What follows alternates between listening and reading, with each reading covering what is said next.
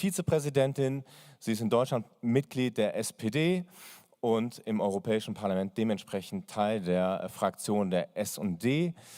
Bevor sie Mitglied des Europäischen Parlaments war, war sie deutsches Regierungsmitglied. Sie war das erste Regierungsmitglied, das die Regierung verlassen hat, um bei Europawahlen anzutreten. Sie war damals Justizministerin, vorher geschäftsführend Ministerin für Arbeit und Soziales und vorher auch Familienministerin. Und vor ihrem politischen Leben war Katharina Barley, darüber wird auch zu sprechen sein, Rechtsanwältin, dann Richterin und hat unter anderem als wissenschaftliche Mitarbeiterin am Verfassungsgericht in Karlsruhe gearbeitet. Also, willkommen Frau Barley, und jetzt freue ich mich, wenn ich das so sagen darf, das soziale Gewissen Europas auf die Bühne zu rufen. Jean Asselborn, unser Außenminister. Genau. Jean Asselborn ist der Außenminister Europas, der am längsten im Amt ist, seit 2005. Sie haben 4, Entschuldigung, ja, das kommt davon, wenn man das versucht, irgendwie aus dem Kopf herauszumachen. 2004, genau. Er hat Amtskollegen kommen und gehen sehen, er ist noch immer da und ja, die Stimme, wenn es um Solidarität geht, als Stammgast gefühlt im Deutschlandfunk unter anderem. Jean Asselborn, ich freue mich, dass Sie es auch einrichten konnten, um heute mit uns zu sprechen. Als nächster auf die Bühne würde ich begrüßen Isabel Wieseler-Lima, unsere nationale Europaabgeordnete. Sie ist genauso wie Katharina Barley Mitglied des Europäischen Parlaments seit 2019. In Luxemburg ist sie Mitglied der CSV, der Christsozialen, und im Europäischen Parlament gehört sie der Fraktion der EVP, der Europäischen Volkspartei, an, und sie ist neben ihrem Mandat als europäische Abgeordnete auch Mitglied des Gemeinderats der Stadt Luxemburg. Last but not least freue ich mich, Guido Lessing zu begrüßen. Wissenschaftlicher Mitarbeiter der Universität Luxemburg und auch Seniorbotschafter. Was ein Seniorbotschafter und Juniorbotschafter ist, haben Sie gerade erfahren. Guido Lessing ist Historiker und wir begrüßen ihn heute weniger als Historiker, sondern als eine Person, die einen Artikel geschrieben hat über Luxemburg. Und da sind wir jetzt langsam wirklich beim Thema des Abends. Es geht um Solidarität, und da eben hat Guido Lessing das Thema zu Luxemburg geschrieben, wie Solidarität in Luxemburg gelebt wird. Bevor wir anfangen, nochmal der Hinweis auf Slido, weil wir haben eine erste Frage für euch vorbereitet. Slido, #EU Solidarity.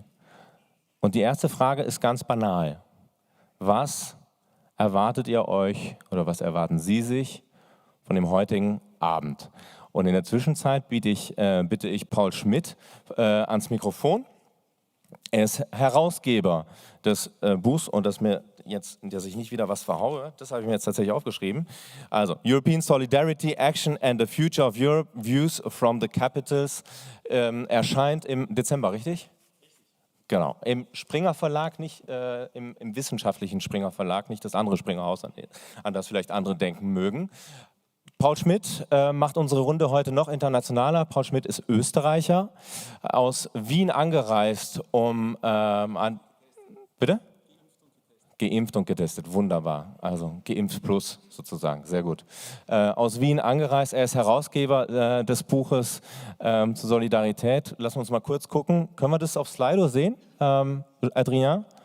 Oui? Moi je vois rien. Also, ich hoffe, ihr habt fleißig teilgenommen.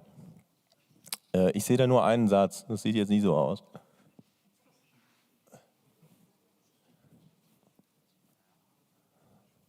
So, das üben wir nachher nochmal. Nicht schlimm. Ich würde trotzdem vorschlagen, dass wir anfangen, kurz mit allen Gästen, mit Ihnen auch. Ich würde mit Frau Barley anfangen. Wenn ich sage Solidarität, wie würden Sie Solidarität definieren?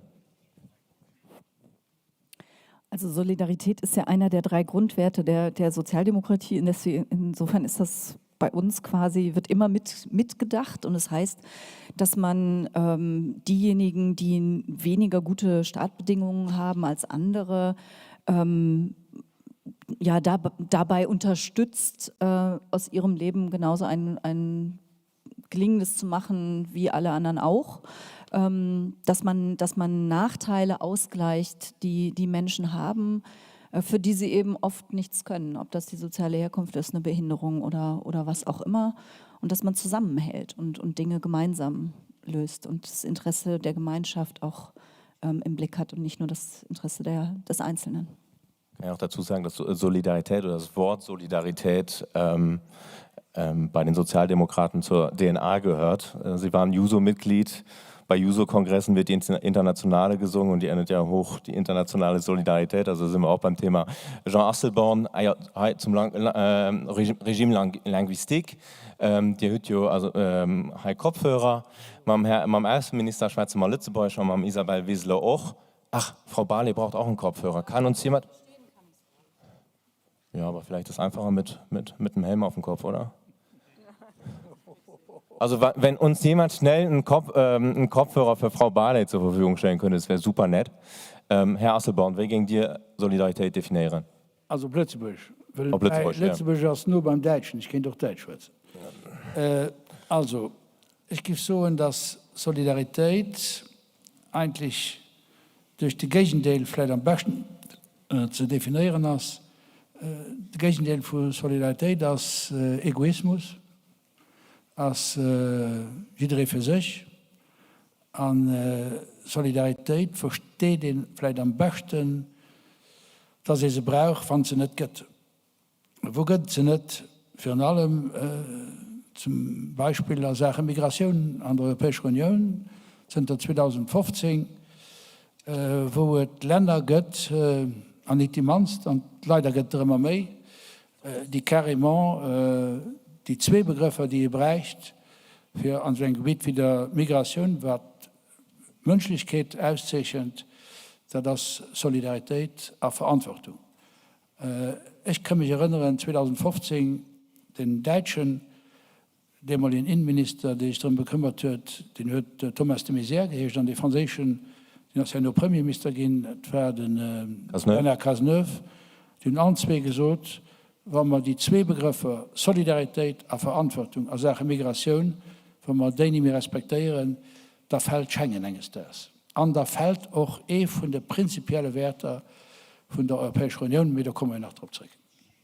Isabel Wieseler, ja, Definition. Also, ich hatte uns darum gebeten, Satz pro Person. Vielleicht könnt ihr mir da ein bisschen helfen. Ich denke noch nicht, dass noch ganz viel dabei zu sein ist, mit dem, was man im Barley gesagt hat, an Herr Asselborn. Weg vom Individualismus, ich kann mir keine Gesellschaft vorstellen, die den Umgehen verdingen ohne Solidarität. Zusammenleben, werden Zusammenleben ist, braucht Solidarität. Guido Lessing, Ihre Definition von Solidarität? Also ich meine, es sind 3 Elemente, die da wichtig sind. Das eine, das vielleicht das wichtigste Element ist Zusammenhörigkeitsgefühl. Das heißt, dass ein Teil von einem Gruppe ist und dann kann ich auch gemeinsam Ziele festsetzen.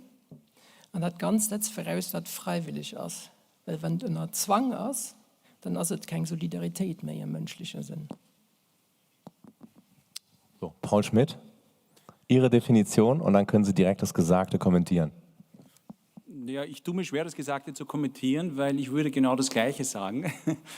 Ich kann mich dem anschließen. Ich würde noch sagen, in einem Satz, Solidarität ist, wenn die Starken den Schwachen helfen, und das passt zu dem, was Jean Asselborn gesagt hat und Katharina Barley, morgen sind die Schwachen die Starken. Dadurch, dass man sich gegenseitig hilft, profitieren alle davon, und ich glaube, das ist der Grundgedanke auch der europäischen Integration. Wunderbar. Und ich muss einen kleinen Hinweis an die Regie machen. Ich habe keine Knöpfe im Ohr, deswegen sage ich das mal kurz mündlich. Adrien, si c'est possible de montrer sur le grand écran Monsieur Schmidt, ce serait génial. Und nochmal eine kleine Bitte auch um die Teilnahme an Slido. Jetzt vielleicht nochmal stelle ich euch nochmal eine andere Frage. Wie definiert ihr Solidarität? Wir schauen uns nachher, nach dem Gespräch mit Herrn Schmidt, mal an, was euch dazu einfällt. Wie gesagt, Hashtag EU Solidarity. Paul Schmidt, in Ihrem Buch gibt es Artikel über die Mitgliedsländer der Europäischen Union, darüber hinaus, darüber, wie seit der Covid-Krise, also ich glaube, Covid war der Anlass, Solidarität gelebt wurde und wie Solidarität definiert wird. Kann man eigentlich sagen, dass jedes EU-Land oder jedes europäische Land eine eigene Definition von Solidarität hat? Also ich würde vielleicht so beginnen. Tut mir leid, wenn ich da jetzt dem Publikum den Rücken zukehre, aber ich glaube, das funktioniert, funktioniert sehr gut mit der Übertragung hier. Es gibt eine gemeinsame Klammer, das ist auf jeden Fall die europäische Solidarität. Und wir haben ja schon zu Beginn gehört, dass die Solidarität ein wichtiger europäischer Wert ist, einer der europäischen Grundwerte ist.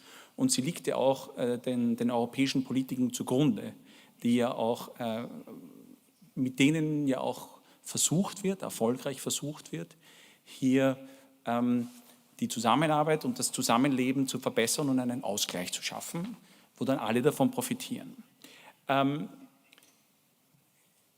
Das ist die tatsächliche europäische Solidarität. Und dann gibt es natürlich nationale Sichtweisen und es gibt die wahrgenommene Solidarität. Vielleicht fangen wir auch damit an. Warum überhaupt die Notwendigkeit, so ein Buch zu verfassen? Ja, das ist ganz leicht erklärt, weil der Standort den Standpunkt oft bedingt und weil die Geschichte und die Geografie stark auf Meinungen und Meinungsbildung wirken. Das heißt, aus griechischer Sicht wird Solidarität in bestimmten Bereichen anders definiert als aus österreichischer Sicht, aus finnischer Sicht, aus zypriotischer Sicht oder aus luxemburgischer Sicht. Und das macht, glaube ich, auch das Spannende aus an dem Buch, weil der ganze Titel des Buchs ist es ja Europäische Solidarität und die Zukunft Europas. Und im Englischen heißt es dann noch Views from the Capitals. Das heißt, wie denken die Länder eigentlich, wie wird dort eigentlich europäische Solidarität gesehen und gelebt? Und das Buch ist da, glaube ich, deswegen spannend und passt auch hier sehr gut in dieses Setting und zur Schule her, weil das Buch die politische, die europapolitische und kulturelle, historische Vielfalt Europas darstellt. Und es ist kein wissenschaftliches Buch, sondern es ist eine Sammlung von Gastkommentaren im Prinzip.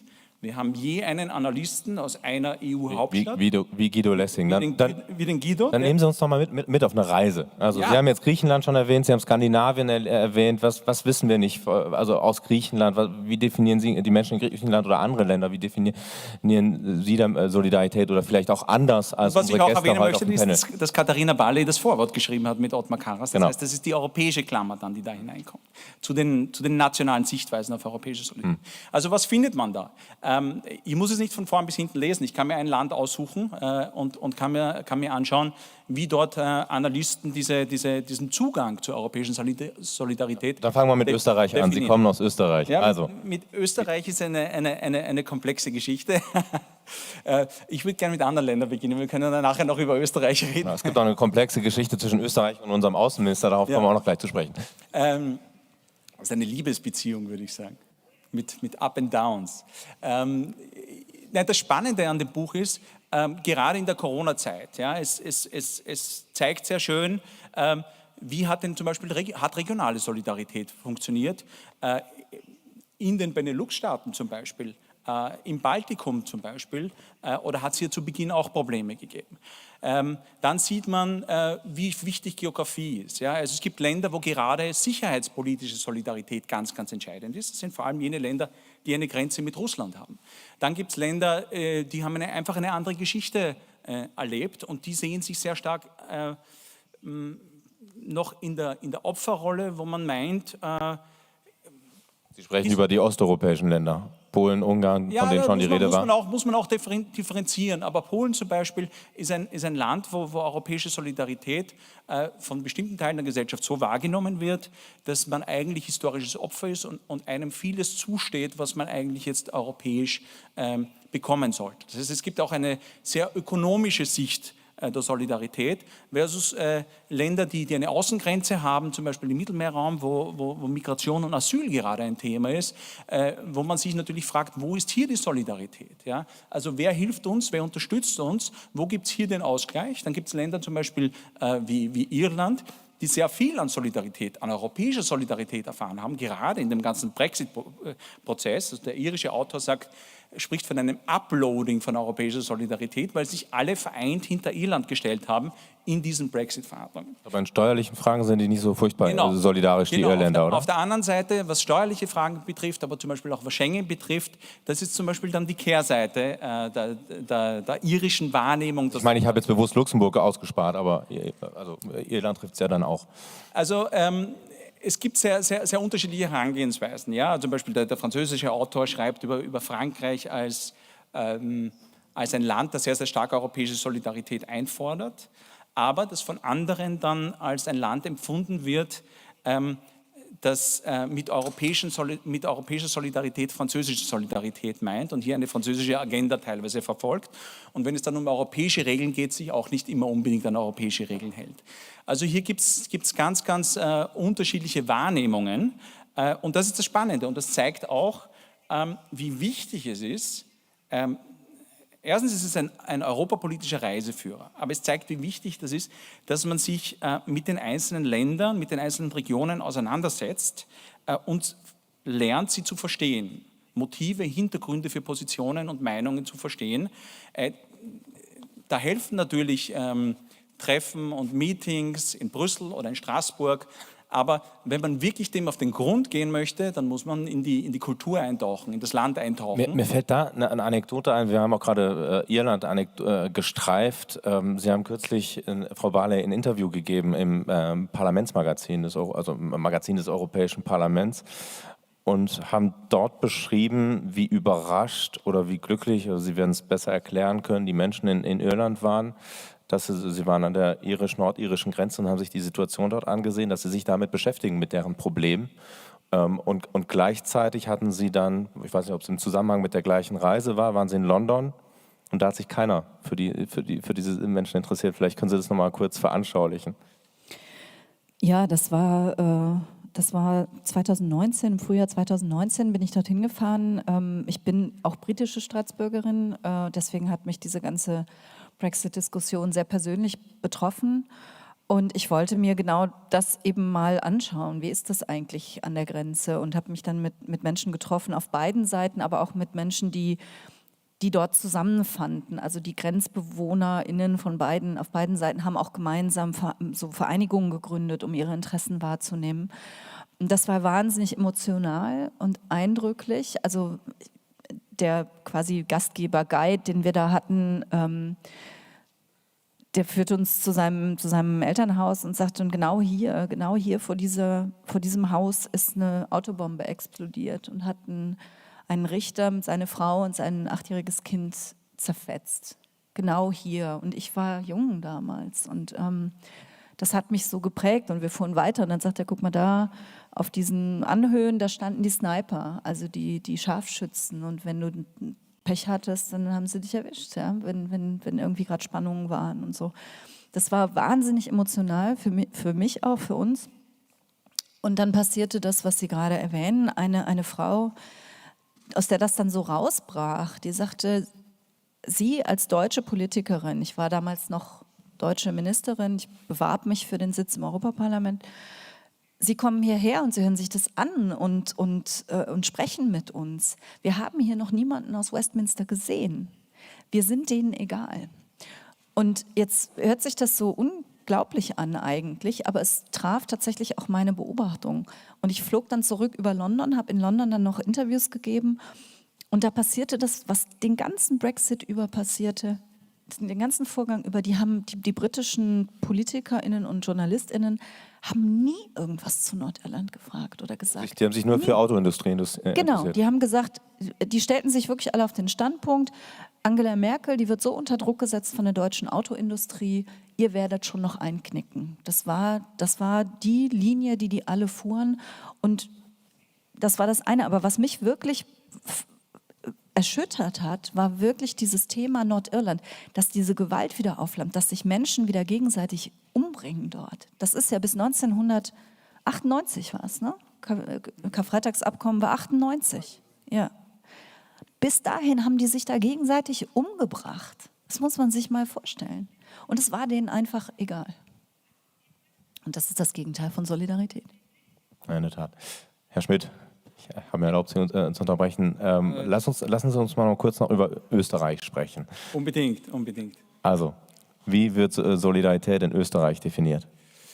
Also in Österreich ist natürlich schwer zu beantworten. Es gibt ganz unterschiedliche Gruppen, die europäische Solidarität ganz unterschiedlich definieren. Es gibt auch regional starke Unterschiede. Ja. Für Österreich als kleines oder mittelgroßes Land, das sehr stark vom Export und vom Tourismus abhängt und sehr stark auch in den Binnenmarkt, in den europäischen Binnenmarkt exportiert, ist europäische Solidarität eigentlich ganz, ganz entscheidend. Ja?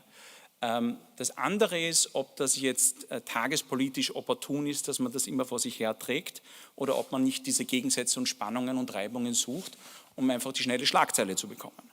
Aber grundsätzlich für die Struktur des Landes und auch vor allem für die Grenzregionen, für die Wirtschaft, für den Tourismus, aber auch für die Gesellschaft ist es ganz, ganz entscheidend. 2, 3 ganz kurze Beispiele der regionalen Solidarität, wenn ich darf.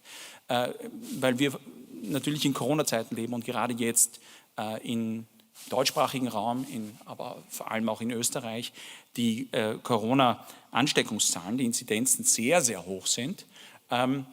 Es hat eine Zeit gegeben, vorletzten Sommer, wo zum Beispiel es im Gesundheitssystem Solidarität gegeben hat, wo auch Patienten, zum Beispiel aus Frankreich, nach Österreich, nach Salzburg gekommen sind. Gestern war der Leiter eines wichtigen Spitals in Salzburg im österreichischen Fernsehen, der gesagt hat, wir sind voll, wir sind übervoll, wir brauchen Unterstützung aus anderen Bundesländern, wir werden wahrscheinlich auch Unterstützung aus anderen Staaten brauchen. Das heißt, Sie sagten vor 1,5 Jahren haben die Staaten den Schwachen geholfen und jetzt hat sich das gedreht. Genau, ja? Sie sagten in unserem Vorgespräch, Salzburg steht vor der Triage. Genau, Salzburg steht vor der Triage oder ist schon mittendrin. Zweites Beispiel, es gab in Niederösterreich, ein weiteres Bundesland in Österreich, auf einem Berg, auf der Rax, einen großen Waldbrand, wo slowakische und italienische und deutsche Kräfte geholfen haben. Ja? Italienische Flugzeuge, die aus einem Land kommen, wo ein ehemaliger Regierungschef aus Österreich gesagt hat, das ist ein kaputtes politisches System. Ja? Und haben sich in 3 Tagen haben sie geholfen, diesen Brand zu löschen. Sie haben jetzt mal ein paar positive Beispiele genannt. Ich glaube, es ist aber auch hinlänglich bekannt, dass in Fragen der Migration, genau. Wenn wir über Kontingente für Flüchtlinge, über Flüchtlinge uns unterhalten, da verhält sich Österreich jetzt nicht unbedingt beispielhaft, oder? Ja, die Frage ist, wen... Das ist jetzt sozusagen unsere luxemburgische Perspektive. Sie können mich gerne korrigieren. Nein, es gibt natürlich unterschiedliche Perspektiven darauf. Also die Perspektive eines Teils der österreichischen Bundesregierung ist, Österreich verhält sich, Jean Asselborn kennt natürlich die Argumentation, Österreich verhält sich sehr wohl beispielhaft, weil man sagt, die 4. größte Gruppe in Europa an Afghanen gibt es in Österreich.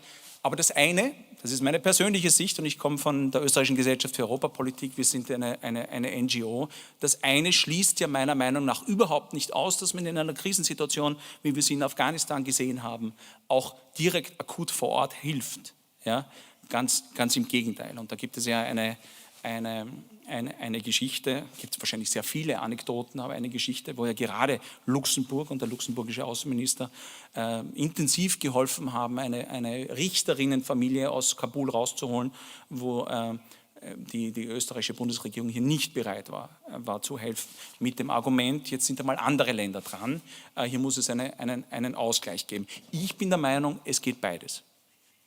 Paul Schmidt, vielen Dank. Wir sprechen uns gleich nochmal. Jean Asselborn, um was geht es da mit der Geschichte, mit der Richterfamilie aus Afghanistan? Ja, also ich meine, den Herr hat ganz gut alles expliziert. Ich will just provozieren, dass wir es gut verstehen. Mit Österreich. Das erste, dass an Österreich an die hat recht, wenn der sagt, es sind viele Afghanen an Österreich. Alle Guten, die Afghanen, die an Österreich abgeholt sind, sind für Kanzler Sebastian Kurz abgeholt. Das will sie nicht tun. Sebastian Kurz hat als Außenminister nicht gesehen, wie ihn immer mehr gedrängt hat, auf eine Seite von Migration, am negativen Sinn vom Wort, an nicht nicht solidarisch sind mit Europa, eigentlich bei allem, was an Europa geschieht, das die Basis war. Das wurde so weit gefordert, und das ist etwas, was Menge nur an Europa ganz, ganz negativ Auswirkungen hat, dass 2013, wie Österreich Präsidenz hat von der Europäischen Union, de Kurz, den wir an der Koalition mit Kickel da, oder wie egal, also mit denen mich strammen da, an hört fertiggebracht, ja, an hört fertiggebracht für, dass wir an der Europäischen Union keine Unität hatten am Migrationspakt von der UNO. Wir sind nach Marrakesch gegangen, die einen waren dafür, die anderen waren dagegen, die anderen waren Gentalen, und dass sogar ein Ministerpräsident als gestürzt, der belgische Ministerpräsident, sind. Das ist inakzeptabel an Mengen an für ein Land, das zur UNO Strukturen hört, zu Wien, und nicht die Manst. Das ist das Erste. Das Zweite, ich muss euch sagen, ich verstehe nicht, menschlich nicht, politisch als alles möglich, aber menschlich nicht, und ich meine, du geht immer sogar recht, was in Afghanistan geschieht ist. Und ich bin doch wenig in der Emotion von dem, was ich für eine Stunde gesehen habe, schon Fragen sind von den Jesiden. Du weißt, am Sinjar sind tausende Männer direkt erschossen gehen, an Frauen, die versklavt gehen. Die haben mir hier Geschichte erzählt, da sind wir sie gewesen. Und so ist es nämlich von den 2 Richterinnen schwätzt, die wir zuletzt abgeholt, die Familien. Die haben am 15. August haben sie paar Stunden Zeit für das Büro zu räumen, an die Leute sitzen, Wochen nach Woche verstopft an einen Keller. Mit ihrer Mom, mit Geschwister, alles Frauen. Alles Frauen, es war just ein Mann dabei. Du musst wissen, von der engen Familie, du hast den Mann, der Pap, als schon 1996, wie Taliban für die Puver waren, als noch Schuss ging, der Mann. Die Frau hat sich durchgesagt, Mädchen dann, sie als Richter gehen, und sie kennt nur die nämliche Situation. Lo gëtt in dat gewuert, ass ein ganz Maschinerie und Träne kom, alle Schwarze waren dran, Amerikaner waren dran, Israeli waren dran, an die Leute sind herauskommen. Wie die Leute raus waren, sind nicht ugerufen gehen von einer Richterin, die sich für die Assoziation von den europäischen Richtern, die ist Madame Zeller, und die wohnt zu Dreher, die da mich gefragt hat, wann ich gelieft, könnt ihr euch nicht helfen, an Österreich das nicht zu machen, die so keine mal nehmen, wir brauchen nicht zu freuen, für dass die Frau mit ihrer Familie zu Lützburg abgeholt geht. Ich habe mal keine Sekunde, und ich irgendwie gedacht, was sollst du machen? Ich habe gesagt, selbstverständlich, wir machen das. Wir haben das 2 Mal gemacht. Das ist eine Responsabilität von der Europäischen Union. Das Leid, die wir am Afghanistan angesprochen haben, für in Embryo für Rechtsstaatlichkeit, für den du abzubauen, für das die Leute am Afghanistan eigentlich nicht leben, vielleicht nicht mehr halb so gut wie mir, aber irgendwie können leben als Sicherheit, dass die wir also umgestalten, um das zu machen, dass wir dann den Kopf nur links drehen und so, wir haben da genug, das geht das nicht tun. Das ist schon etwas, wo ich nicht mehr sagen kann. Ich meine, Katharina oder Isabel gesagt hat, nicht da nicht. Es geht ja nicht um Politik, es geht um die fundamentalste Menschlichkeit, auf ein Land, von einer Regierung, auf einen Punkt ist, dass sie einfach als eine Partei, wie die ÖVP, als Prinzip hat, für kein Leid mehr aus Afghanistan abzuholen, weil sie da genug haben, das ist nicht europäisch. Das ist fundamental uneuropäisch. Und das mal leid, ich kenne den anderen Lektionen, wie sie sollen machen. Ich habe das gesehen kommen, wir hatten ein Gimnich, das ist eine informelle Sitzung von den Außenministern. Schon da hat den ungarischen Außenminister an den österreichischen Außenminister, das den noch Kanzler ist, hat gesagt, wir machen ein Veto, weil wir müssen das Wort gebrauchen vom Conseil de Sécurité halten, wo die Russen und die Chinesen damit d'accord waren, Persons in Need, das heißt, die so verfolgt sind, dass sie ihr Leben verlieren, dass sie die so abholen. Okay. Isabel Wissler, ich muss euch die undankbar vorstellen, denn Jean Selban so gerade ÖVP, die hat ÖVP-Deputiert an ihrem politischen Gruppe, hat ihr an informelle Gespräche oder wann immer ihre Kollegen Schweiz aus dem Europäischen Parlament aus Österreich, fragt ihr sie, heinst du, ja, wie können ihr nicht mehr, für wer macht ihr das Land nicht ein bisschen mehr ab oder für wer geht er denen, wie zum Beispiel die Richterinnenfamilie aus Afghanistan, für was geht da hin keine Perspektive? Wie laufen so Gespräche auf? So Gespräche sind nicht aufgelaufen. Ich wie auch zu Lützeburg die Partei, der ich angehöre, CSV, hat keine Position, die viel verschieden ist für die den Herr Asselborn gesagt hat. Wir haben an all unsere Gruppen, ob da TVP ist oder ich meine, ich könnte auch so bei SND, das sind ganz große Gruppen und da sind ganz viele verschiedene Strömungen dran. Und es kämpft den, das ist eine eigene Gruppe, normalerweise für eine gewisse Linie durchzusetzen, die eben auch als eigen ist. Ich kann nur den Fall als eine Evidenz, wie ich dazu stehe.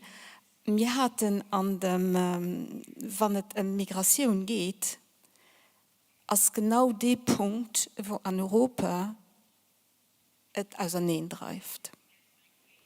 Bei den Engen als es, denken ich, musst diese sich an das ein Erderweis und da muss zu bleiben. Bei den anderen, bei den Leuten, als es ganz oft wird mit Angst zu tun. Das ist alles nicht ganz rationell.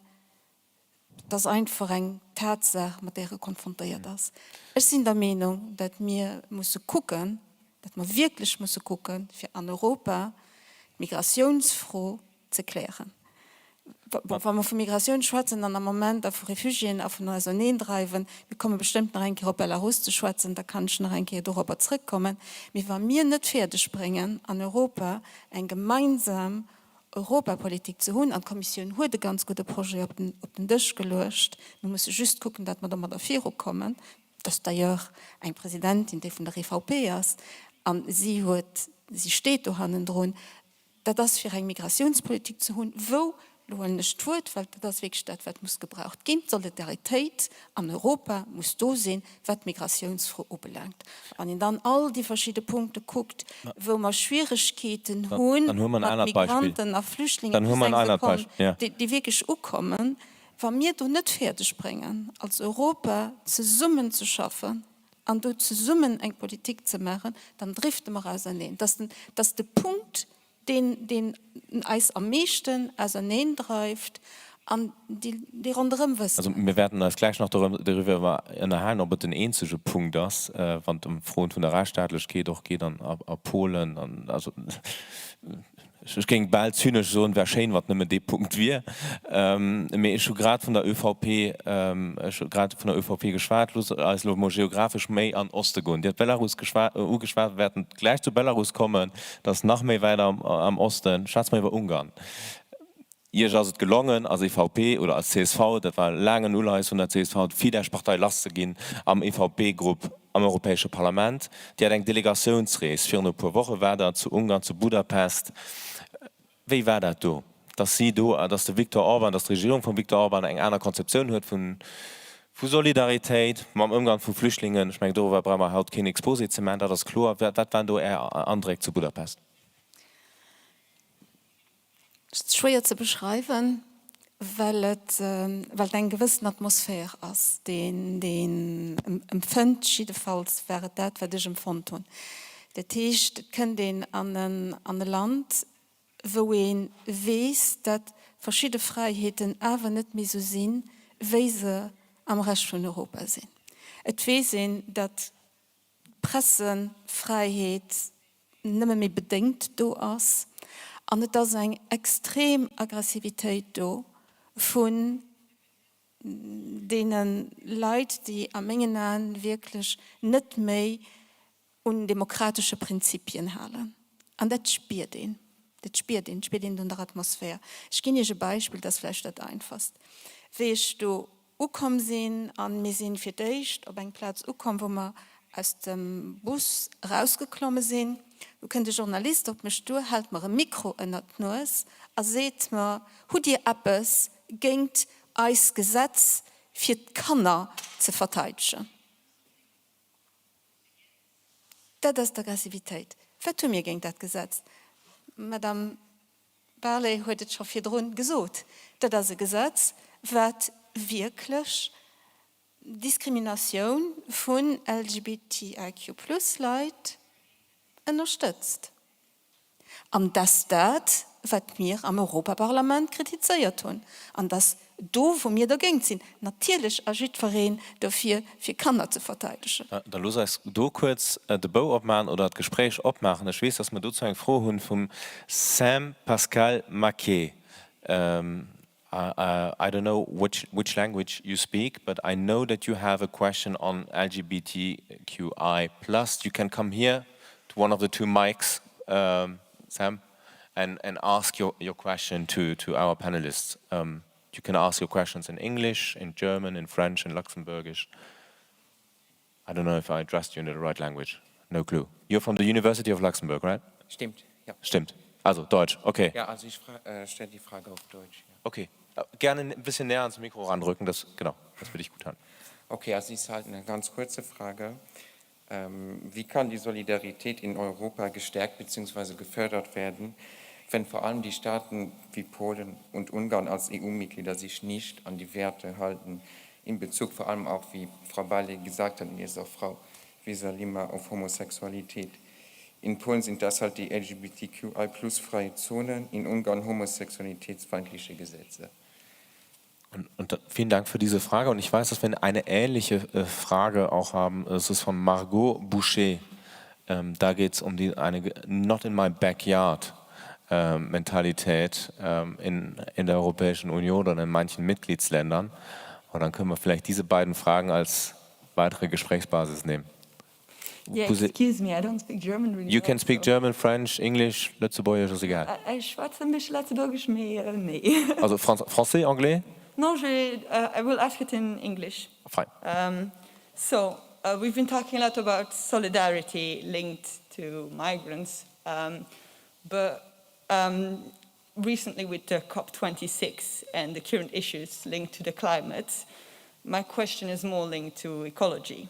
Going towards a greener world will need a certain level of solidarity, a certain willingness to do some effort, giving up some joys and pleasures for the sake of our planet.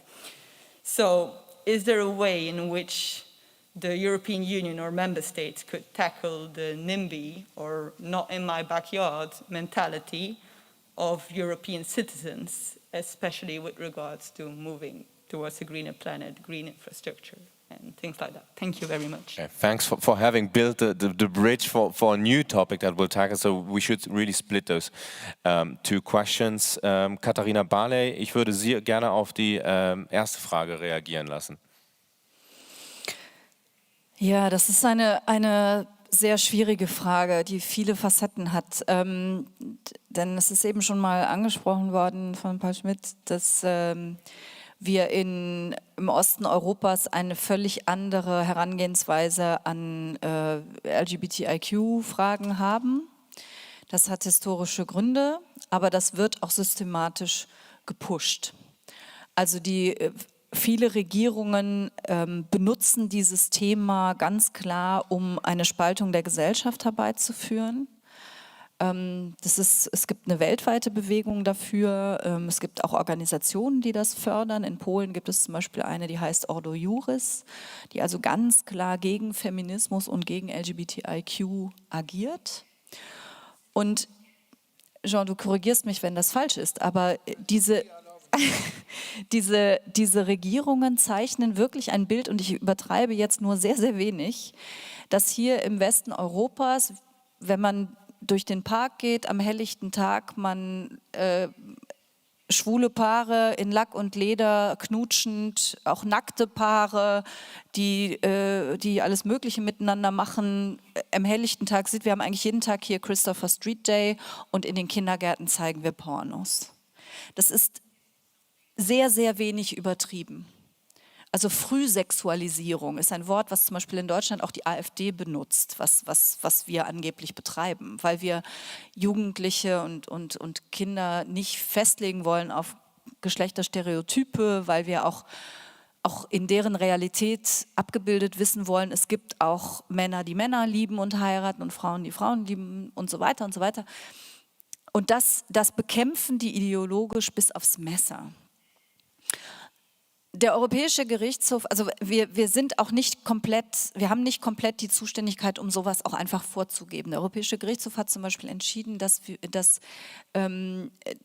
die Mitgliedstaaten nicht die Ehe für alle überall einführen müssen. Das können wir nicht anordnen. Sie müssen allerdings Ehen, die in einem anderen Mitgliedstaat geschlossen werden, gleichgeschlechtliche, müssen sie anerkennen. Das müssen sie. Von daher, was können wir tun? Wir können, was wir im Moment auch versuchen, Druck ausüben. Deutschland hat es auch erst in 2017 hinbekommen. Genau, wir dürfen da auch nicht zu hochmütig sein, gerade als Deutschland. Und das war auch nur unter sehr speziellen Bedingungen. Also was wir tun, ist Druck ausüben durch Verklagen vor dem Europäischen Gerichtshof, jetzt auch durch finanzielle Mittel. Die wundervolle Helena Dalli, maltesische Kommissarin für Gleichstellung, hat zum Beispiel diesen Kommunen, die LGBTI-freien Zonen eingerichtet haben, denen hat sie die Fördergelder gestrichen. Weil sie gesagt hat, dieses Geld ist für Verständigung und Solidarität gedacht. Das macht ihr nicht, dann kriegt ihr es nicht. Jetzt muss man dazu sagen, was hat die polnische Regierung gemacht? Die polnische Regierung hat diesen Kommunen das Dreifache an Fördergeldern ausbezahlt, aus polnischen Geldern. Also mit solchen Mitteln gerät man irgendwann auch an Grenzen. Was wir natürlich tun, ist die Zivilgesellschaft zu stärken. Dafür gibt es viele Mittel. Und gerade bei dem Gesetz in Ungarn wird es auch rechtliche Schritte geben. Das hat Isabel Wieseler-Lima so ein bisschen angedeutet. Die framen das als Kinderschutz. Aber was da drin steht, ist, dass in Medien und in Schulbüchern zum Beispiel oder überhaupt in Büchern Homosexualität, Transsexualität nicht als etwas Normales dargestellt werden darf. Also es gibt Bücher, die werden aus dem Verkehr gezogen, weil dort einfach irgendwo auch ein homosexuelles Paar mitspielt. Das muss gar nicht das Hauptthema sein, aber das reicht denen schon, um dieses Buch aus dem Verkehr zu ziehen. Bleiben wir bei Polen und ich nutze diese Brücke der zweiten Frage von Margot Boucher, wo es um Green Deal geht.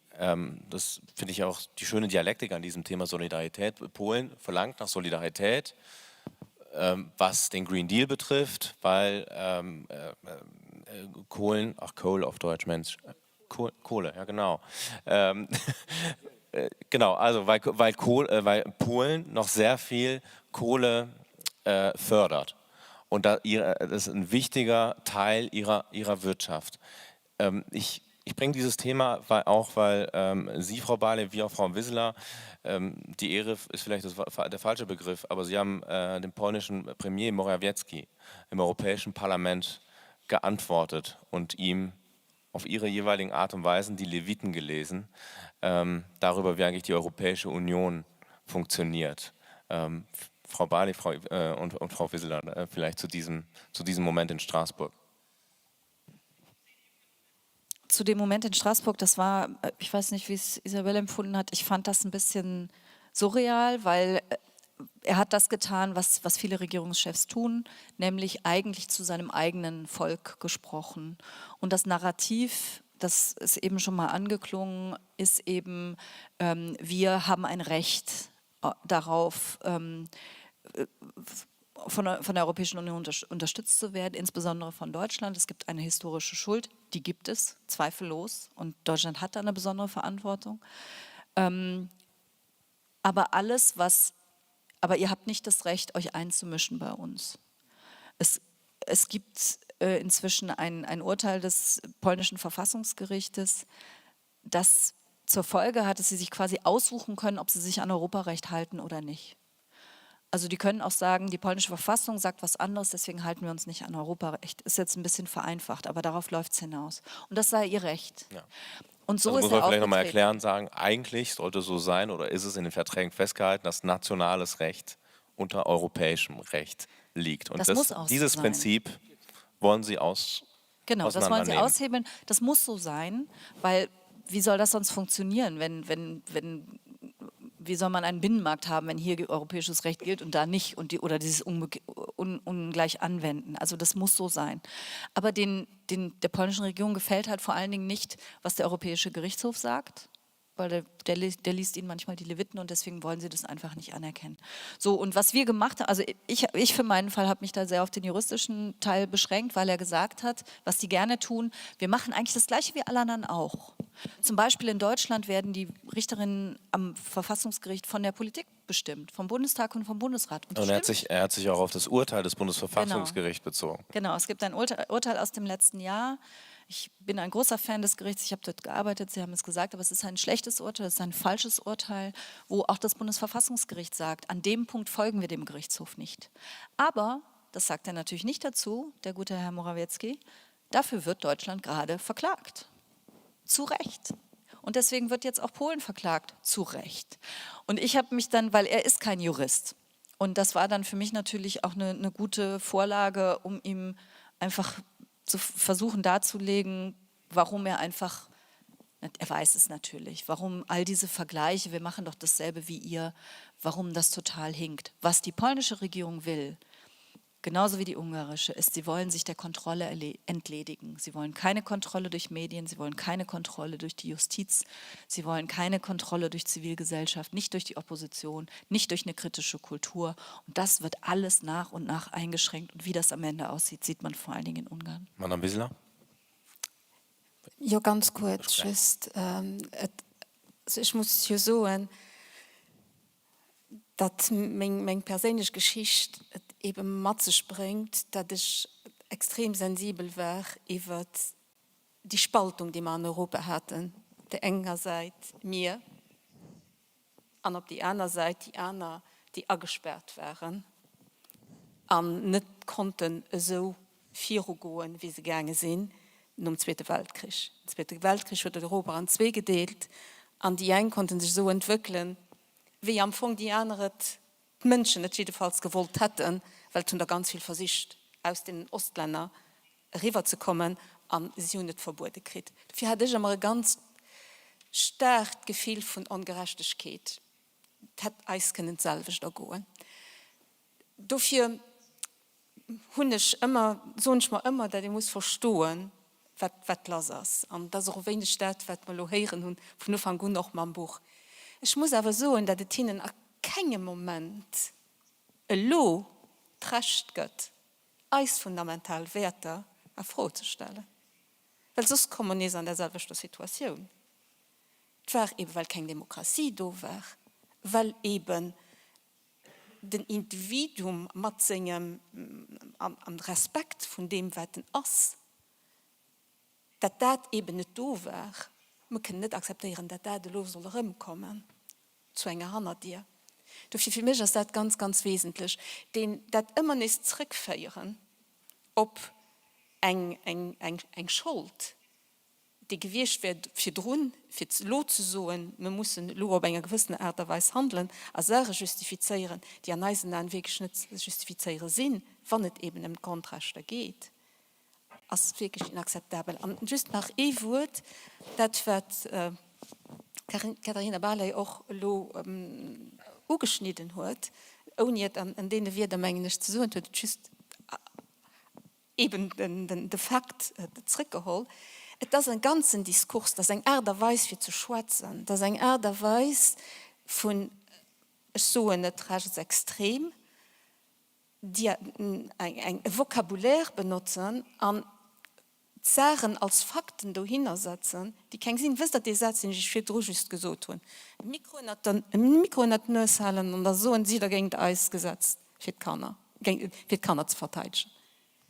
Das den Diskurs, auf den wir wirklich müssen aufpassen, ein populistischen Diskurs, wohin sich am Anfang von den Trier zieht, ja, mit das nicht so. Muss ich gucken, was wirklich dahinter steht.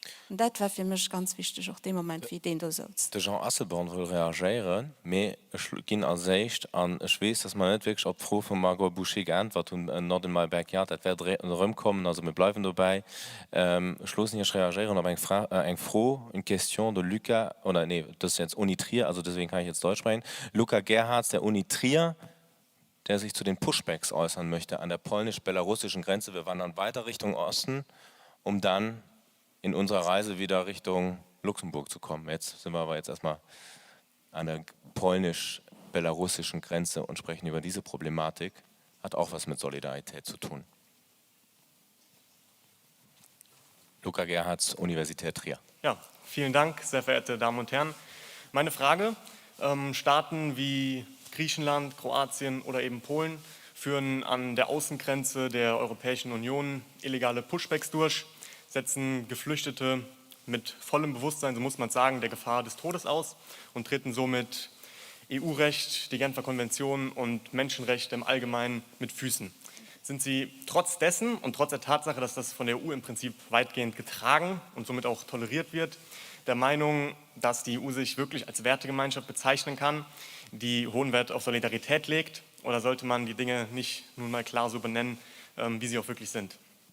Dankeschön. Herr Asselborn.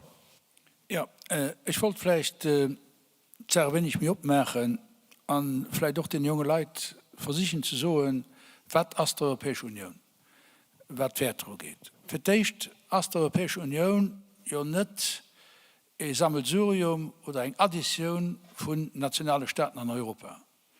Das wird Integration ist dabei. Ich will ja immer mehr eng zusammen schaffen, wir nur untereinander kommen. Und dafür haben wir eine Menge Jahren ganz klar zu sehen, das, was schief läuft an Polen oder schief läuft zu Lützeburg oder an Deutschland oder an der Belgien, das geht als alle gut an Europa etwas an. Das konzerniert als all ein polnischer Richter als auch ein europäischer Richter. So.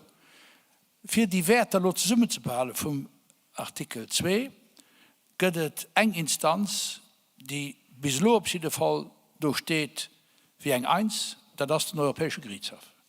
Ohne den Europäischen Gerichtshof ist so, und das ganz klar, weil an dem Conseil Européen, da gibt es Artisten, die weiter nicht am Hut tun, die nennen sich Häuptlingen, mit die Europa dahin drehen wollen, dass just an Europa nach just das national primiert. Bon. Gericht steht und Gericht hält Decisionen. Und das nicht und ein Gericht, weder zu Karlsruhe, noch zu Madrid, noch zu Paris, für irgendwie das vorzustellen, dass die nicht von der Unität, von der europäischen Gesetzgebung, das heißt Verträge, dass die eine enge Interpretation und dass die von hinten können verdrohen. Andererfalls ist das Europa, wie es gebaut ging, aus dem Zweiten Weltkrieg kaputt. Aber jeder kann so als Verfassung steht über dem europäischen Recht oder als Gesetze stehen über dem europäischen Recht. An zu den Pushbacks? Im Moment. Ja. Dann kommt man an eine Situation, geht es um Europa für die jungen Leute so, was Europa ist. Das ist mehr wie national Interesse. Und ich meine, das ist fundamental, das muss ich wissen, das muss ich verstehen und dürfen an Mengen an. So ein mal etwas, was noch vielleicht wenig mit Dave daran geht. Und Katharina ist mit mir d'accord. Das kein Sou darf fließen, kein Euro darf fließen an ein Land von der Europäischen Union, so vom europäischen Steuerzahler, wann das Land an der Europäischen Union sich nicht an das hält, was an der Vertrag steht. Jeder müsste wissen, da komme ich zu den Pushbacks, jeder weiß, jeder muss dazu stehen, zur Genfer Konvention, sonst käme wir nicht an die Europäische Union ran. Das hat Polen gewusst, das haben alle guten Länder gewusst, und dafür als das eine fundamental Sache war, 2004 richtig war, 2009 richtig war beim Lissabonner Vertrag, als auch 2021 richtig. So kommen wir zu den Pushbacks. Ja, aber ich meine, das ist nicht alles so, ganz viel Facette. Das ist nicht alles so einfach an zwei Wörter zu explizieren, wenn ihr wollt über Europa schwätzen. Ich so nicht just, was Pushbacks so geht, was überhaupt Migrationspolitik geht. Weil das steht ja nicht, die Pushbacks, die da geschehen, die stehen nicht am luftleeren Raum. Wir haben sind 2015 wirklich eine Möglichkeit gehabt, für eine europäische Migrationspolitik hinzukriegen. Den das Futti gemacht hat, heißt Orban. Mit den pur Gesellen, die Demos mitgeholfen haben. Haut als eine Minorität von Ländern aus der Europäischen Union, die Mengen nach immer hinzukriegen, dass sie eine europäische Migrationspolitik kriegt, was nicht der Fall ist. Pushbacks als etwas, was im Moment. Nee, ich bin jetzt bei dir 2015 evokiert. Die können die zwei Elemente an enger Frau beantworten. Und da könnt ihr darüber gehen, ob die Frau von Jana Kirst will genau eben aus Lehren aus 2015, hat dazu eine Frage der Universität Saarbrücken. Und da Herr Asselborn es gerade angesprochen hat, ist es genau der richtige Moment, auch diese Frage zu stellen. Und dann lasse ich Sie auf diese Frage und auf die Pushbacks reagieren. Ja, vielen Dank. An sich ist vieles, was ich heute Abend sagen wollte, was nämlich nicht nur eine Frage war, schon hinfällig, dank meiner wundervollen Vorrednerinnen. Dennoch meine Frage. Ich arbeite seit 2015 in der Refugee Law Clinic an der Universität des Saarlandes. Wir haben uns damals auf Initiative von einigen Studenten, die das mit mir gemeinsam gemacht haben, gegründet. Und seitdem arbeiten wir in dem Bereich. Und ich sehe einfach keine einzige Besserung. Im Gegenteil, es wird nur schlimmer. Und diese Situation, die wir jetzt in Polen haben, die wir in Afghanistan gesehen haben, die wir aber auch schon vorher vor dem griechischen Festland gesehen haben, das ist doch einfach peinlich. Und das ist nicht das Europa, hinter dem ich eigentlich auch als Mitarbeiterin des Europa-Institutes eigentlich uneingeschränkt stehen will. Es fehlt an Rechtsstaatlichkeit, es fehlt an Zugang zum Recht. Natürlich hat nicht jeder Mensch das Recht, hier in Europa zu bleiben. Aber jeder Mensch hat das Recht auf ein Verfahren, auf ein faires Verfahren und auf ein zügiges Verfahren. Und ich weiß nicht, wie es sein kann, dass wir im Moment hilflos einfach nebendran stehen. Und nur noch eine kleine Sache, bevor ich dann wirklich zu meinen Fragen komme. Ich habe gerade eben noch auf der Herfahrt hierher gehört, dass anscheinend der Innenminister Deutschlands heute gesagt hat, dass Polen sich beispiellos europäisch verhält in den letzten Wochen. Gut, kann man sich wahrscheinlich denken, dass ich dem nicht zustimme, aber dass auch Deutschland solidarisch bei Polen steht. Und das kann ich nicht verstehen. Das kann ich wirklich nicht verstehen bei diesem Elend, was wir im Moment an den europäischen Außengrenzen haben. Meine Fragen dazu sind: Wo sind die so häufig angesprochenen und immer wieder versprochenen EU-Verfahrensprozess, die Änderung des EU-Asylverfahrensrechts? Wo sind die? Wo ist ein wirklich faires Verteilungsverfahren der Hilfesuchenden auf die europäischen Staaten? Und ich muss sagen, wenn es halt eben nicht mit allen Mitgliedstaaten geht, dann muss es ohne diejenigen gehen, die eben nicht mitziehen wollen. Dann braucht es eine Koalition der Willigen. Denn wie heute Abend schon häufig gesagt, es ist einfach so, Artikel 2 sollte unsere Basis sein.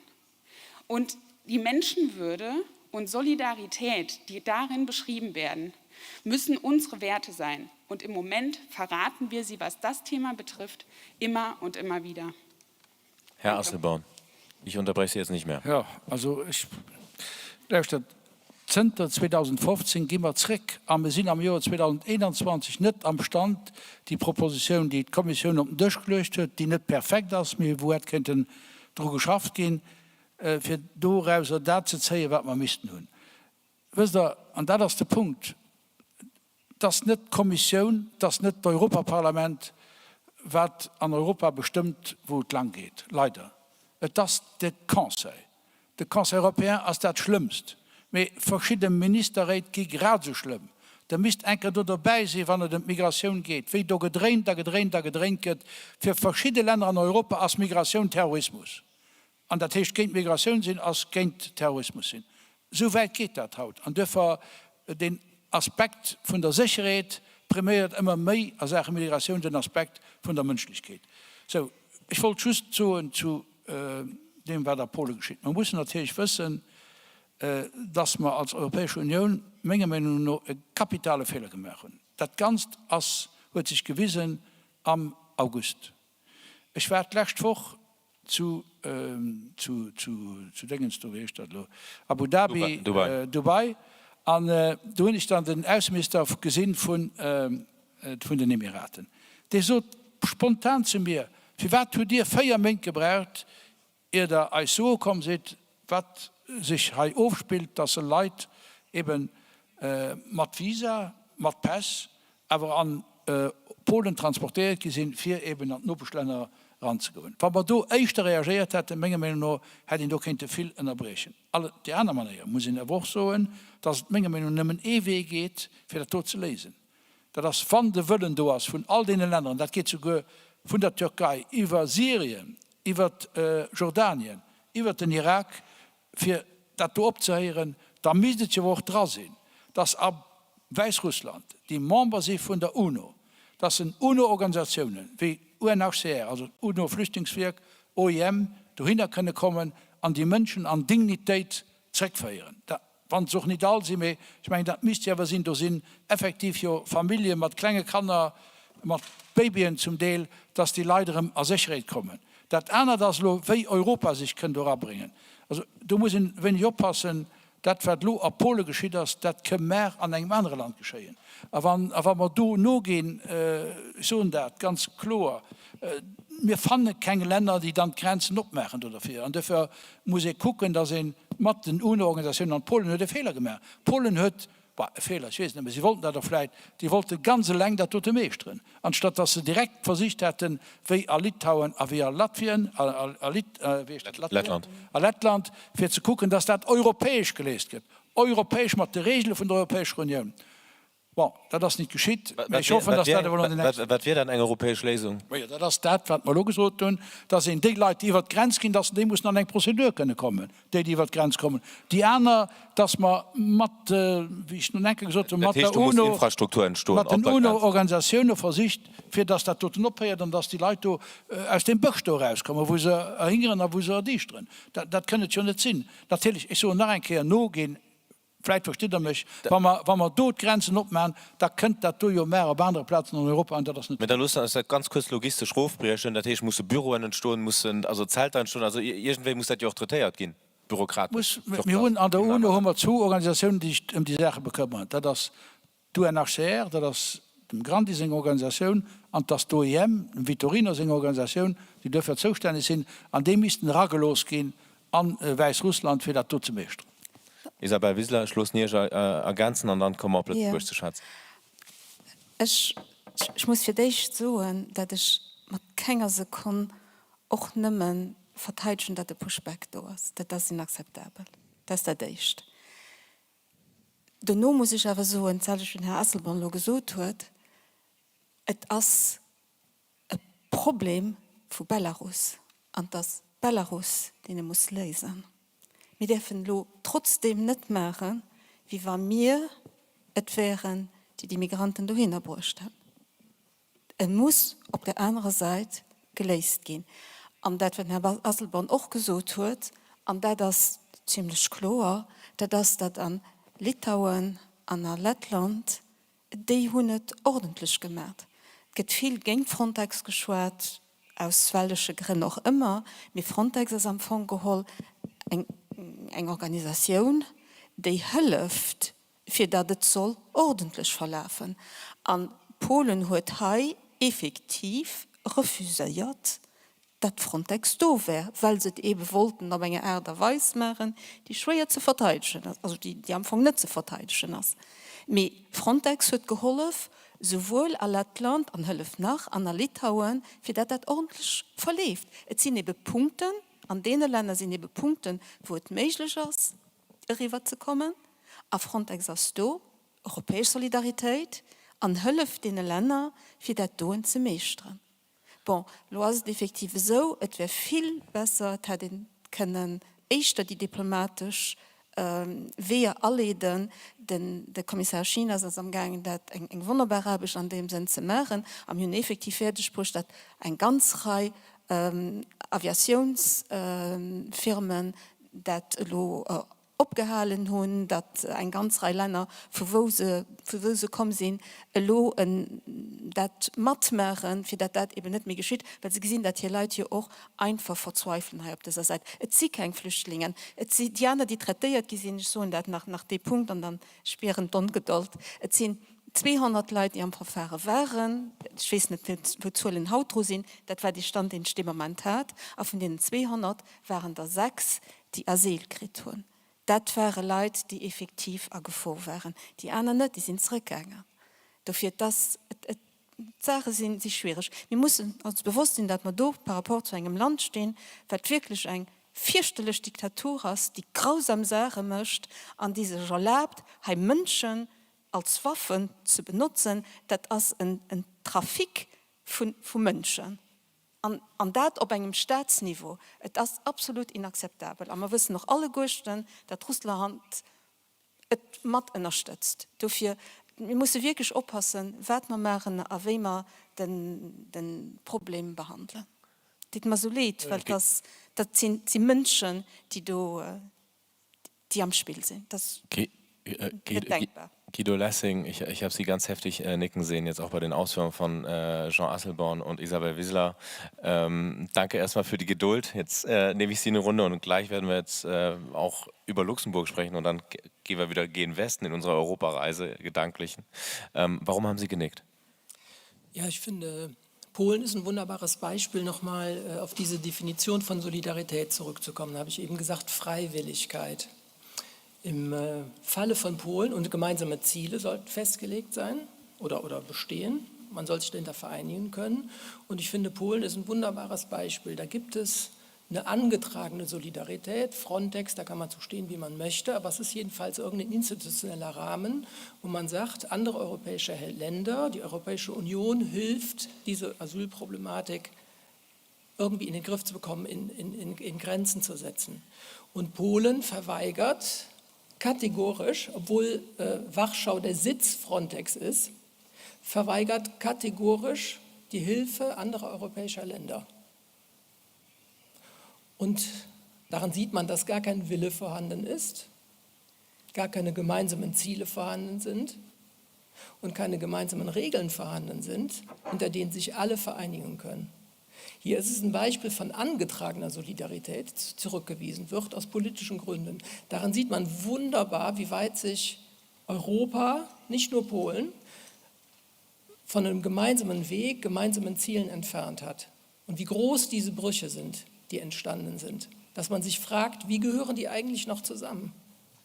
Ich lasse Katharina Barley dazu noch ganz kurz reagieren. No. Bitte solange Julie Leröth nach vorne. Ich weiß, dass wir Fragen auf Slido dazu haben. Julie, kannst vielleicht schon mal nach vorne kommen. Frau Barley. Das ist mir so wichtig. Ich versuche es wirklich in einem Satz. Man muss unterscheiden zwischen Regierungen und Bevölkerungen. Bitte.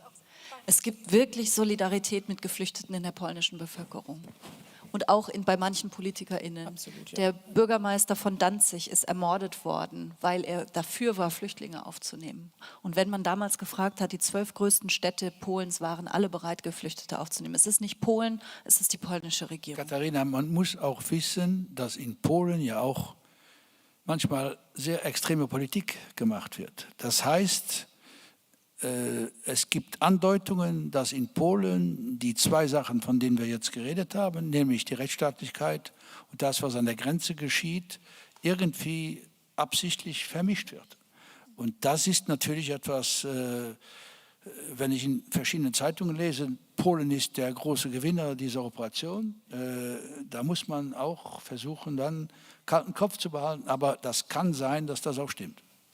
Julie, was passiert auf Slido, Hashtag EU Solidarity, ja. Haben wir Fragen bekommen? Oder wie ging am Anfang unsere Umfrage aus? Ich bin gar nicht darauf zurückgekommen. Also unsere Umfrage, zum Beispiel How do you define solidarity, wurden oftmals viele Wörter genommen, zum Beispiel Support, Empathy, Compassion. Pardon, Adrien, tu peux nous montrer Slido? Merci.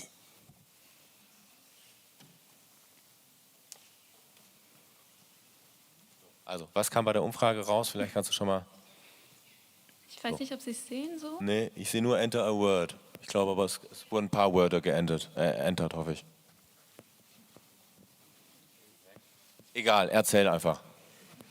Entschuldigung, es lädt gerade. Ach Mann. Also wenn ich mich bedanken okay, dann sehe ich das. Okay, dann warten wir, bis es geladen hat. Ich sehe, dass Paul Schmidt dazu reagieren wollte. Julie, gib mir ein Zeichen, wenn Slido geladen hat. Ja, ganz kurzes Pausenfüller. Die Wortmeldung, die hier vorher war von der Kollegin von der Uni aus Saarbrücken, glaube ich, die war natürlich sehr emotional und eindrucksvoll und wichtig.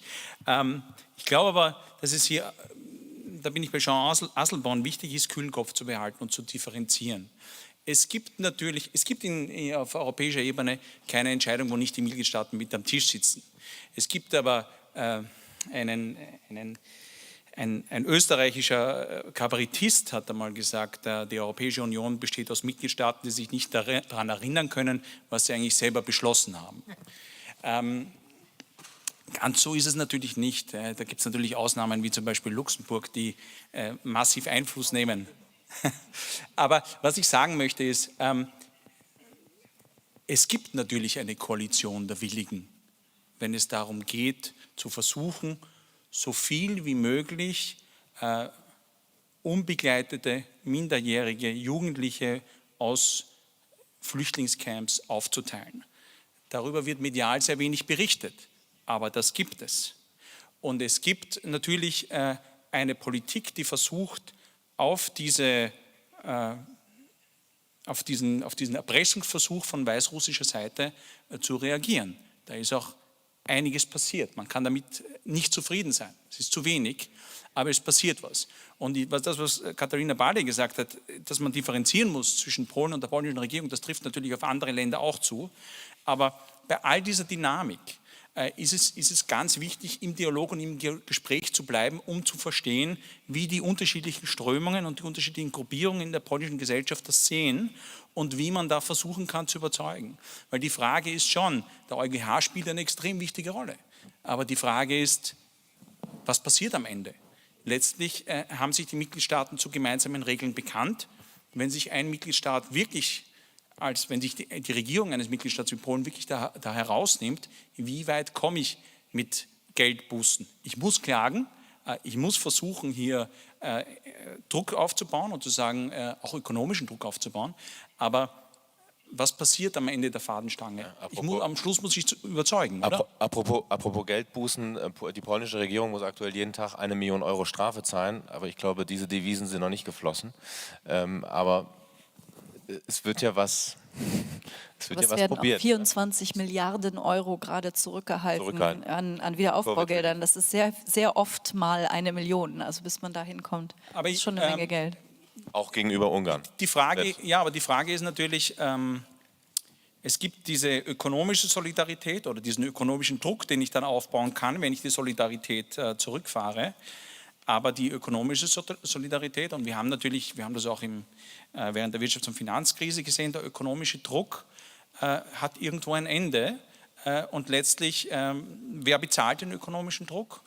Und ist nicht eine emotionale Solidarität, eine ideelle Solidarität, eine zwischenmenschliche Solidarität, etwas, was wir suchen und anstreben sollten im Dialog und im Gespräch, wo man sich in Krisensituationen gegenseitig hilft. Auch wenn Polen das nicht zulässt, ist es natürlich verheerend. Aber wir haben viele, viele Beispiele, wo gerade in Krisensituationen oder im Gesundheitsbereich diese Solidarität stattfindet. Ich danke Ihnen für diese Überleitung. Wunderbar.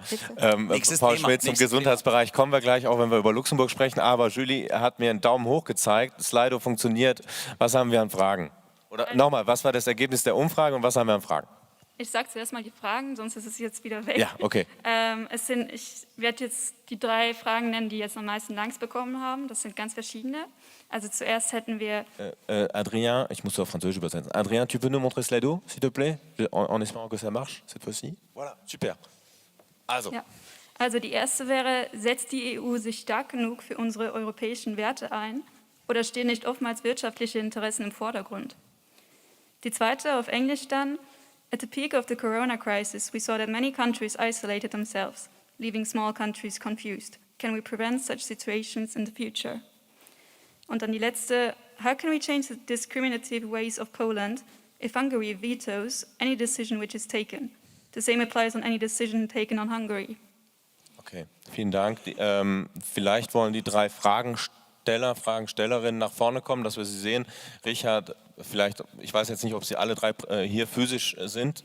Richard Gerdemann, Emilia Fünfhausen, Sam Elsey. Und ich lasse jetzt nur einen pro Frage reagieren. Freiwillige zuerst. Wer will auf die Frage reagieren? Setzt die EU sich stark genug für unsere europäischen Werte ein oder stehen nicht oftmals wirtschaftliche Interessen im Vordergrund? Jean Asselborn. Ja, also ich glaube, dass was Polen macht jetzt und natürlich mit Ungarn, führt die Europäische Union in eine sehr tiefe Krise. Wenn wir hier keinen Ausweg finden, und ich bin mit Ihnen selbstverständlich einverstanden, mit Geld alleine kann man das ja nicht lösen.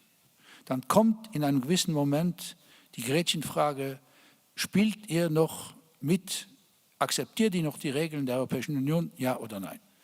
Genug gemacht. Ich rede jetzt als Außenpolitiker. Wir haben Sie wissen das, was in Russland geschieht, hatten wir ja nur ein Mittel, auch 2014, nach dem, was auf der Krim geschehen ist, um mit Sanktionen zu reagieren.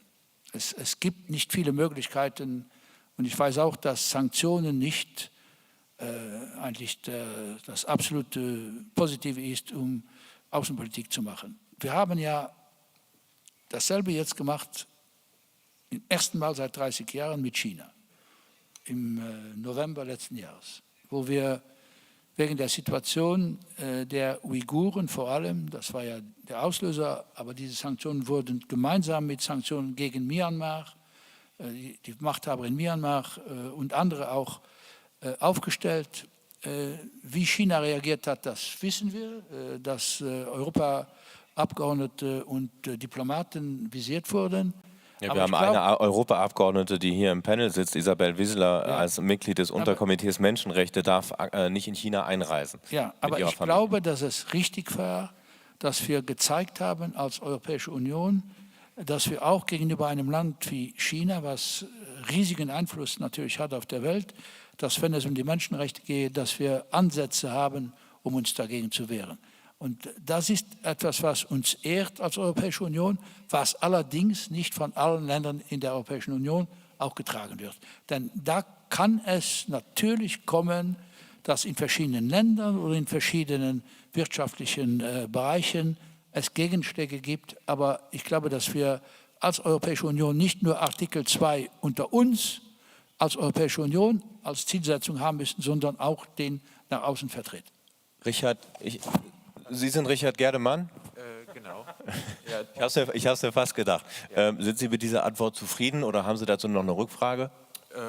Ja, ich bin im Großen und Ganzen damit zufrieden. Ehrlich gesagt sehe ich die Sache vielleicht ein bisschen anders. Mir persönlich kommt es oftmals so vor, als wären dann doch die wirtschaftlichen Interessen größer als jetzt die europäischen Werte in dem Sinn, besonders wenn man jetzt in Richtung Autoindustrie guckt, da hat man immer so das Gefühl, ja, wenn jetzt der Chef von VW wieder einen schlechten Tag hat, dann wird das alles wieder über Bord geworfen.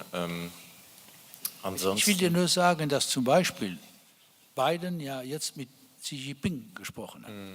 Und dass ja dieser ganze Antagonismus, der vor 2, 3 Jahren angefangen hat zwischen Amerika und China, dass aber die Amerikaner im Hinterkopf haben, dass wir zum Beispiel, das Klima wurde angesprochen, ohne China in Sachen Klima nichts hinkriegen. Und das, glaube ich, ist auch eine Überlegung, die wir in Europa gegenüber Russland haben müssen, dass wir natürlich unsere Werte verteidigen und auch positiv reagieren. Aber Außenpolitik hat ja als Ziel, dass man die Kanäle offen lässt, dass es nicht zu großen, vielleicht auch sogar militärischen Auseinandersetzungen kommt. Das ist das Ziel der Außenpolitik. Darum verstehe ich dich, dass du als junger Mensch, und du hast höchstwahrscheinlich auch recht, in verschiedenen Hinsichten glaubst, dass die Ökonomie trotzdem mehr zählt als reine Menschlichkeit. Ja. Das steht ja, glaube ich, neben Waffenhandel oder neben andere Sachen, die extrem kompliziert da sind. Aber ich glaube aber, dass es falsch wäre, die Europäische Union, vor allem die Europäische Union, in Sachen Menschenrechten, wenn du siehst, wie China in Afrika agiert und wie stark China ist in Afrika, ohne nach Menschenrechten zu fragen. Ich könnte dir andere Beispiele geben, die Türkei zum Beispiel, wie sie Außenpolitik macht, dass trotzdem die Europäische Union in schwierigen Situationen manchmal zu 27 uns aber dazu zu bekennen. Gegenrede? Ja, ich stimme Ihnen natürlich zu. Also ich kann auch auf Lützeburg schwätzen. Die kann auch Lützeburg schwätzen, pardon. Ja, also ich will auf Deutsch gestellt. Also, ja, bon. Also, du kannst gerne, nicht auch verstehen. Ich fand, Herr Asselborn hat bei vielen Punkten recht, die gesagt hat.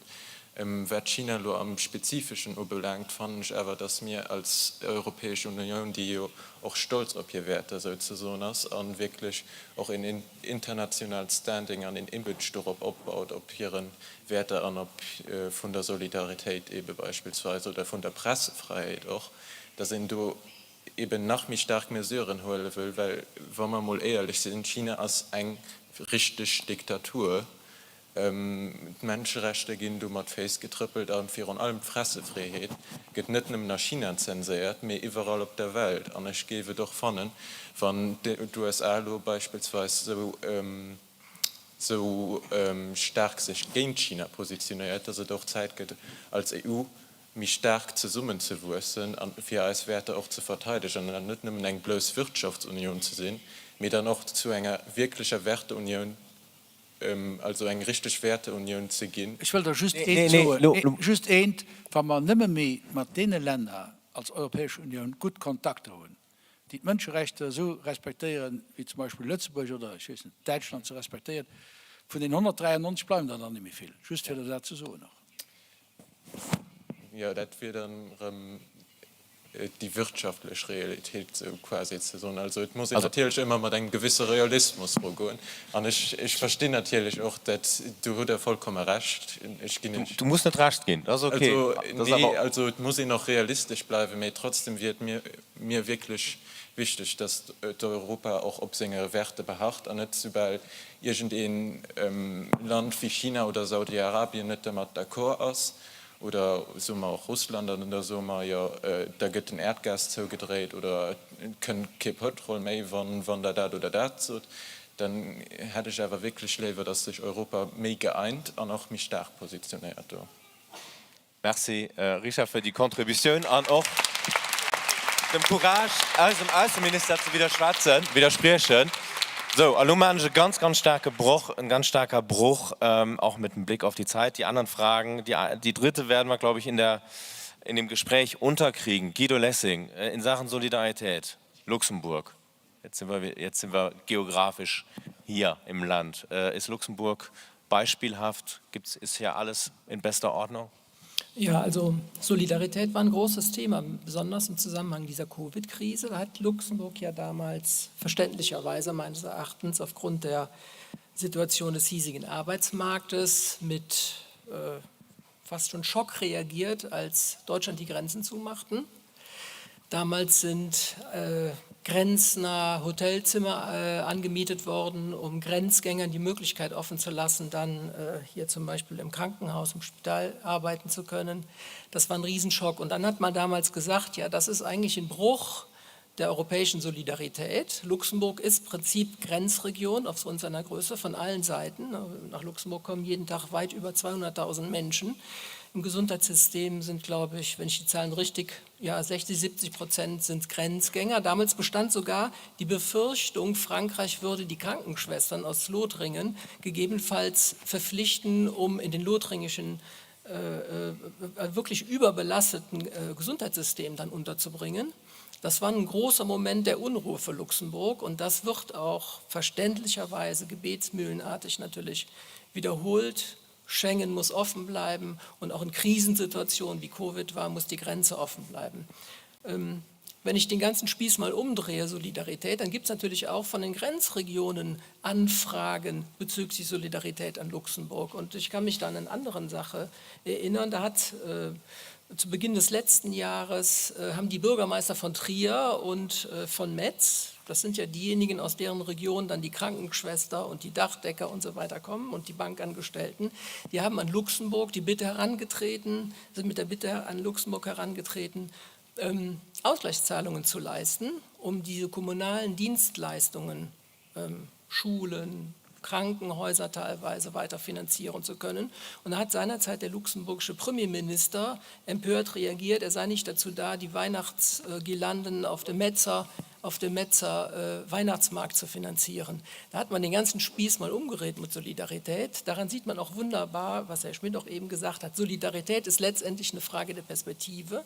Jeder macht seine Solidarität, seine Ansprüche an die Solidarität geltend und oft sieht das ganz anders aus, je nachdem, wo man steht, diesseits oder jenseits der Sauer oder der Mosel. Ich muss aber sagen, der Ich muss aber sagen, es gibt ja genug Möglichkeiten und de facto auch Gesten der Solidarität zwischen den Staaten. Also ich meine zum Beispiel, dass jetzt in der gegenwärtigen Klimakrise Wasserstände sind hoch in Rospot. Da ist jetzt vor kurzem unsere Umweltministerin Rospot gewesen und ist das Thema angesprochen, was machen wir jetzt, wenn wir in den nächsten Jahren steigende Wasserpegel haben.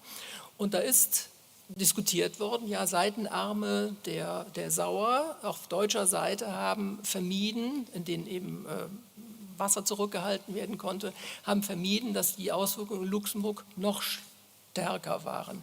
Also ich finde, gerade in der Region bieten sich unwahrscheinlich Möglichkeiten im Alltag, Solidarität zu praktizieren. Ich glaube, das ist die große Chance, um es auch erlebbar zu machen für Bürger.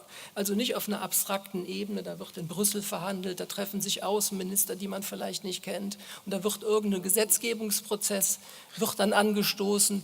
Aber konkret wird das wirklich auf der lokalen Ebene. Und wenn die Solidarität erfahren ist, ich glaube, das hat einen Rückkopplungseffekt, dass dann Leute sagen, ja, die waren solidarisch mit uns. Wir nehmen zum Beispiel Covid-Kranke in unseren Spitälern, dann werden wir diese Solidarität auch wieder erweisen, wenn die Situation sich umkehrt. Kommen wir auf die auf die Geschichte der Ausgleichszahlungen zurück. Das war eine Aussage, bevor die Covid-Krise ausgebrochen ist dieser Fall jetzt erledigt oder was ist jetzt der Stand der Dinge? Beziehungsweise gibt es Vergleiche aus anderen Regionen, wo das durchaus anders gehandhabt wird, das Thema, oder? Ja, ich kann jetzt keine Zahlen benennen, aber in diesem Großraum Genf, da ist die Situation noch extremer. Man hat also eine extrem wirtschaftlich potente Stadt und drumherum sind Stadtviertel fast schon zu Genf gehörig, die finanziert werden mit Schweizer Geldern, wo sowas praktiziert wird. Ich glaube, das schwebt auch so ein bisschen als Beispiel denjenigen, die dort Forderungen gestellt haben, vor. Also wir gehen ja auf einen anderen Weg. Auch vor allem mit Frankreich. Deutschland ist so ein starkes Land, dass wir da nicht darüber viel reden müssen. Ich sage nur, bei Covid war es, ich sage nur, bei Covid war es schon ein Bild für die Götter, als auf der Schengener Brücke auf einmal die Polizei mit Mitrailletten stand. Das haben wir glücklicherweise hinter uns. Also Ausgleichszahlungen mit Belgien ist ja eine Lösung seit sehr, sehr langem schon. Und mit Frankreich sind wir im Begriff, nicht direkte Zahlungen zu machen, sondern dass wir schauen, zum Beispiel in Sachen Verkehr. Aber auch, ob die Luxemburger nicht eine Verpflichtung haben, die Ausbildung der Krankenschwestern, der Pflegekräfte, dass wir hier mithelfen. Und da gibt es Projekte, da sind auch Zahlen im Raum, wo man mit Frankreich selbstverständlich muss auf eine bessere Schiene kommen. Also man kann das drehen, wie man will. Wir sind ein Land, was fast jetzt, ich habe gehört, 220.000 Grenzgänger anzieht. Das ist zu unserem großen Nutzen in Luxemburg, muss man sehen. Und dann müssen wir auch fähig sein, politisch etwas zurückzugeben. Man kann jetzt immer sagen, der lothringische Situation nach dem Zusammenbruch der Stahlindustrie war grausam und ohne Luxemburg hätten die das nie geschafft. Kann man alles sagen, aber ich bin auch fest davon überzeugt, dass alles, was in Luxemburg aufgebaut wird, ohne die Grenzgänger nicht möglich wäre. Ohne die Grenzgänger wären wir da in einer, von den 47% Nicht-Luxemburgern rede ich heute nicht, das ist ganz klar auch. Wir sind schon eine spezifische Lage, aber auch die Grenzgänger, wir müssen da es hinbekommen, dass wir können etwas zurückgeben. Nicht nur Geld, sondern schauen, in welche Projekte investiert werden kann. Und das sind wir im Begriff, auch mit Frankreich auszuloten. Frau Barley, nehmen wir da kurz noch Ihre Trierer-Schweicher Perspektive dazu. Sie haben ja gerade gesagt, naja, Trier ist arm. Trier ist eine arme Stadt, aber das heißt natürlich auch, dass wir davon profitieren, wenn Menschen aus Luxemburg nach Trier kommen, dort einkaufen, wenn Menschen aus Trier Arbeit finden in Luxemburg. Natürlich profitieren wir auch davon, aber dann gibt es zum Beispiel sehr kleine Orte auf der anderen Seite der Mosel, Temmels, Wellen, solche Orte, da können die Einheimischen sich die Grundstücke und Häuser nicht mehr leisten. Und wir haben in Rheinland-Pfalz kostenlose Kitas, also Kindertagesstätten sind bei uns kostenlos. Das heißt, viele Menschen, die dann in Luxemburg arbeiten, zum Teil auch luxemburgische Staatsbürger sind, leben in solchen Orten, geben ihre Kinder dort in den Kindergarten. Das ist sehr, sehr teuer für kleine Gemeinden. und zahlen aber ihre Steuern nicht dort. Also das ist schon, da gibt es schon Unwuchten, sag ich mal, an die man mal rangehen müsste, wie auch immer man das gut ausgleichen kann. Aber natürlich ist es grundsätzlich ein wechselseitiges Interesse. Ich kenne allerdings auch viele, auch Handwerksbetriebe, die sich sagen, gerade die kleineren, die sagen, wir brauchen gar nicht mehr ausbilden. Wenn wir ausbilden und die sind fertig, dann gehen die sowieso nach Luxemburg. Das kostet uns nur Geld. Also für uns, Deutschland ist ein reiches Land, aber gerade in der Grenzregion sind es auch Probleme. Abschließend die Frage, Sie sind Teil des Verhandlungsteams gewesen für die Koalitionsverhandlungen, für die höchstwahrscheinlich kommende Ampelregierung. Ich gebe Ihnen dennoch die Möglichkeit, ich gehe mal davon aus, wir sind ja unter uns, Sie wollen uns keine Geheimnisse hier verraten? Also ich verrate Ihnen gerne das Geheimnis, es wird gut. Es wird gut? Es wird gut. Gibt es in der Europapolitik in Deutschland, gibt es Kontinuität unter Olaf Scholz oder? Ich hoffe, es wird besser. Noch besser? Also ich schätze Angela Merkel als Person sehr, aber ihre Europapolitik war vor allen Dingen moderierend. Das war oft sehr, sehr wichtig, wenn es Konflikte gab, aber mir war es nicht ambitioniert genug. Und man hat bei Olaf Scholz mit dem Wiederaufbaufonds schon gesehen, dass er, glaube ich, ambitionierter unterwegs ist. So, und wünschen Sie sich von Ihrer Bundesregierung vielleicht, dass da mal ein Gespräch stattfindet mit unserem Premierminister und dass ja auf diese regionale Lage hingewiesen wird, die Sie jetzt gerade erwähnt haben? In Trier? Also Jean und ich, wir hatten fast eine Standleitung in dieser Zeit, genauso wie er das mit Malu Dreyer und anderen hatten. Und ich habe dann immer versucht, meinen alten Kollegen Horst Seehofer entsprechend zu bearbeiten, weil die das zum Teil nicht kapieren, wenn die weiter wegleben von der Grenze, was das heißt.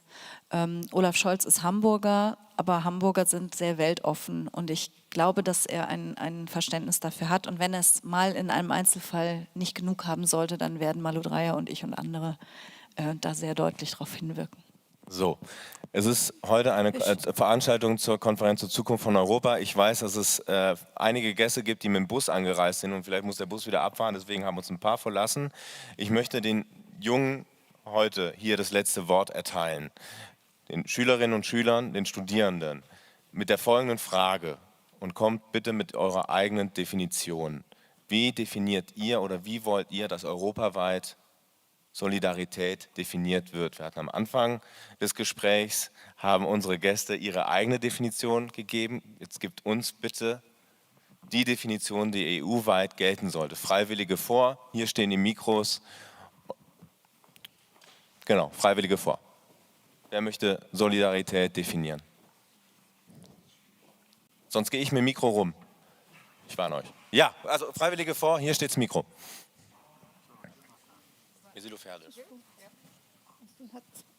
Okay, I'll remove the translator again. So I would define solidarity as being able to have empathy with not just individuals, but with groups of people, putting yourself in their shoes and, trying to think about what it would be like if you were in their situation and treating them like you would want to be treated if you were in their situation. That, for me, is solidarity. All right.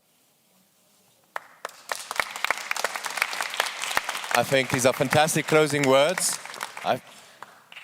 In case there's no one else jumping up right now, okay, then I would thank you for this final contribution. Ich würde unseren Gästen ganz herzlich danken und auch für die Geduld. Wir haben überzogen, wir haben später angefangen, überzogen. Katharina Barley, Jean Asselborn, Isabel Wieser-Lima, Guido Lessing. Vielen Dank auch an die vielen Co-Organisatoren von der Universität.